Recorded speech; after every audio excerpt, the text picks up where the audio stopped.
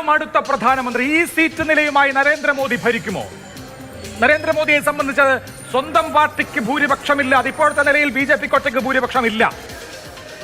അതാണ് ഇതിനകത്ത് ഇനി രാജ്യത്ത് ഉള്ള ഏറ്റവും പ്രധാനപ്പെട്ട കാര്യം. ഇനി ആളുകൾ 1295 വോട്ടുകൾക്ക്. ഞാൻ നേരത്തെ പറഞ്ഞില്ലേ, ആറ്റിങ്ങലിൽ മത്സരമുണ്ട്, ഇനിയും ബാക്കിയുണ്ട്.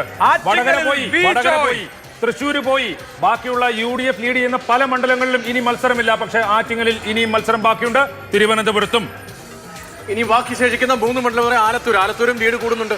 10,000 മുകളിലേക്ക് തെലങ്കാനയിൽ രേവന്ത് ഗാരു പിടിച്ചെടുത്ത തെലങ്കാനയിൽ കോൺഗ്രസ് 8, BJP 7, BRS-ഉം അസദുദ്ദീൻ ഒവൈസിയും ഓരോന്നിടത്ത്, മജ്ലിസ് പാർട്ടിയും BRS-ഉം ഓരോന്നിടത്ത്, കോൺഗ്രസ് BJP കടുത്ത പോരാട്ടം രേവന്ത് ഗാരുവിന്. പക്ഷേ 8 സീറ്റുകൾ തെലങ്കാനയിൽ നിന്ന് കോൺഗ്രസ് സ്വന്തമാക്കുന്നത് അതീവ നിർണായകമാണ്. ആത്യന്തിക ടാലിയിൽ 230ലേക്ക് എത്തിക്കുന്നതിൽ വലിയ പങ്ക്. തെലങ്കാനയിൽ കോൺഗ്രസ് 8, BJP